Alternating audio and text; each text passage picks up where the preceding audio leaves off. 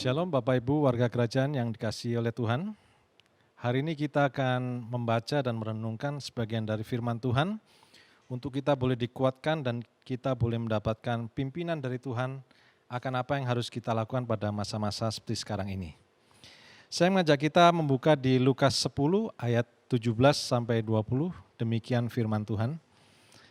Kemudian ke-70 murid itu kembali dengan gembira dan berkata, "Tuhan, juga setan-setan takluk kepada kami demi nama-Mu." Lalu kata Yesus kepada mereka, "Aku melihat iblis jatuh seperti kilat dari langit. Sesungguhnya aku telah memberikan kuasa kepada kamu untuk menginjak ular dan kalajengking dan kuasa untuk menahan kekuatan musuh, sehingga tidak ada yang akan membahayakan kamu.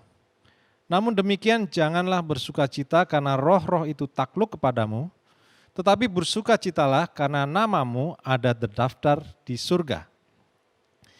Bapak, Ibu, dan Saudara yang kasih Tuhan, pada kisah ini kita melihat bahwa murid-murid sedang lapor kepada Tuhan Yesus setelah mereka melakukan satu perjalanan misi. Dan mereka bergembira, bersukacita karena mereka baru saja menyelesaikan satu perjalanan yang menurut mereka sukses. Yaitu bahwa kuasa-kuasa takluk di bawah nama Yesus. Mereka berhasil mengusir setan, mereka melakukan mujizat dalam nama Yesus, dan mereka bergembira, bersukacita. Saudara yang dikasihi Tuhan, seringkali kita juga mengalami sukacita yang seperti demikian ketika kita baru saja melakukan satu prestasi. Mungkin kita baru selesai satu proyek dengan berhasil dan kita bersukacita. Mungkin kita baru mendapat satu hal yang sudah lama kita nanti-nantikan dan kita baru saja mendapat dan kita bersukacita. Tapi Yesus mengingatkan murid-muridnya bahwa ada sukacita yang jauh lebih besar, yang kekal, daripada sekedar prestasi yang mereka lakukan. Yesus mengatakan bahwa bersukacitalah karena namamu ada terdaftar di surga. Kata asli dari terdaftar di sini adalah grafo, yang artinya tertulis, tercatat, terekam. Dan di sini kita juga melihat bahwa ternyata Yesus membukakan satu rahasia bahwa ada satu kitab yang namanya kitab kehidupan. Kitab ini juga sempat disebutkan oleh Rasul Paulus di kitab Filipi 4 ayat 3 dan juga 7 kali disebutkan di dalam kitab Wahyu. Salah satunya akan saya bacakan dari kitab Wahyu 20 ayat 11 sampai 15. Demikian firman Tuhan. "Lalu aku melihat suatu tahta putih yang besar dan Dia yang duduk di atasnya. Dari hadapannya lenyaplah bumi dan langit dan tidak ditemukan lagi tempatnya. Dan aku melihat orang-orang mati besar dan kecil berdiri di depan tahta itu, lalu dibuka semua kitab. Dan dibuka juga sebuah kitab lain, yaitu kitab kehidupan. Dan orang-orang mati dihakimi menurut perbuatan mereka, berdasarkan apa yang ada tertulis di dalam kitab-kitab itu. Maka laut menyerahkan orang-orang mati yang ada di dalamnya dan dan kerajaan maut menyerahkan orang-orang yang mati ada di dalamnya." Langsung ayat 15. "Dan setiap orang yang tidak ditemukan namanya tertulis di dalam kitab kehidupan itu, ia dilemparkan ke dalam lautan api." Saudara, ada yang namanya kitab kehidupan. Dan barang siapa yang namanya tidak tercatat dalam kitab kehidupan itu, dia ada di dalam maut. Yesus berkata, "Bersukacitalah apabila namamu tercatat di dalam kitab kehidupan itu." Pertanyaannya adalah, bagaimana kita bisa mengetahui bahwa nama kita ada di dalam kitab kehidupan? Yesus memberikan jawaban kepada murid-muridnya di dalam Yohanes 5 ayat yang ke-24. Yesus berkata seperti demikian, "Sesungguhnya barang siapa mendengar perkataanku dan percaya kepada Dia yang mengutus aku, ia mempunyai hidup yang kekal dan tidak turut dihukum. Sebab ia sudah pindah dari dalam maut ke dalam hidup." Jadi saudara dikasihi Tuhan, kuncinya supaya kita bisa tercatat dalam kitab kehidupan adalah mendengar perkataan firman dan percaya kepada Dia.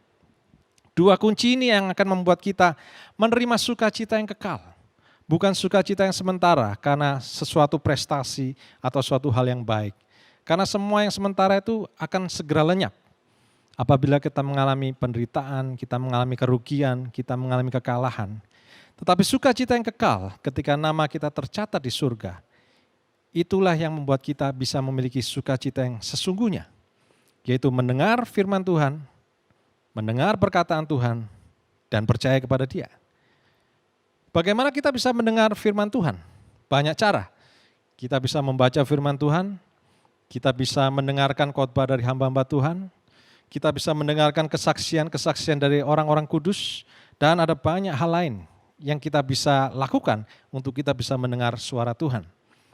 Dan bukan hanya mendengar, tetapi kita juga percaya kepada Dia.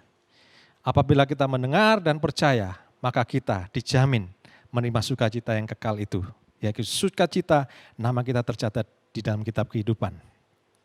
Saya berdoa supaya setiap saudara mendengar firman ini, Anda bukan hanya mendengar, tapi juga percaya sungguh-sungguh kepada Yesus yang diutus oleh Bapa.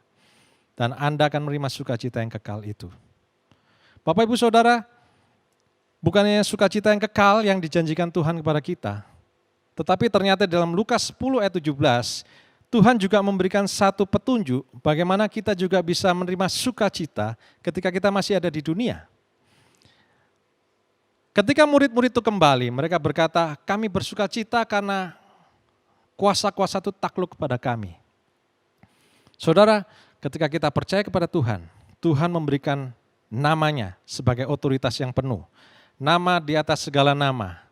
Kalau saat ini Anda sedang mengalami ketakutan, Anda sedang mengalami depresi, Anda sedang dikejar-kejar oleh hutang, Anda dikejar-kejar oleh perasaan takut, usir di dalam nama Yesus, nama di atas segala nama. Itu adalah otoritas dan kuasa yang diberikan kepada kita, murid-muridnya.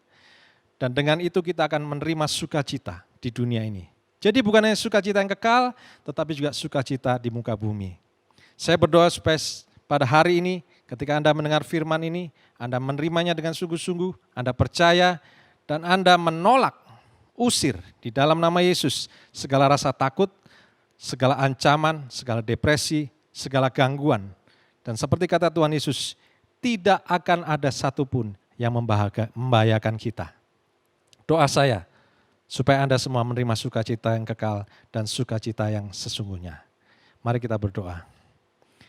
Tuhan, terima kasih untuk firman-Mu. Kami percaya ketika kami mendengar firman-Mu dan kami percaya kepadamu, Engkau akan memberikan kami sukacita yang kekal.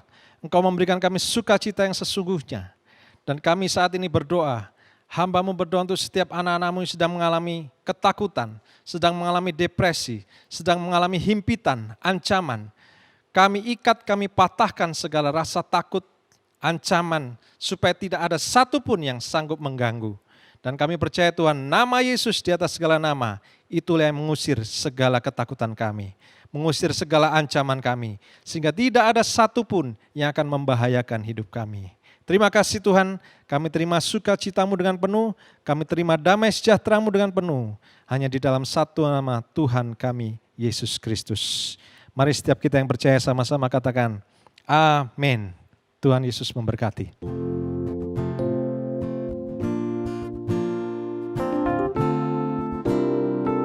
1 Petrus 5 ayat 7 berkata, serahkanlah segala kekhawatiranmu kepadanya, sebab Ia yang memelihara kamu. Haleluya.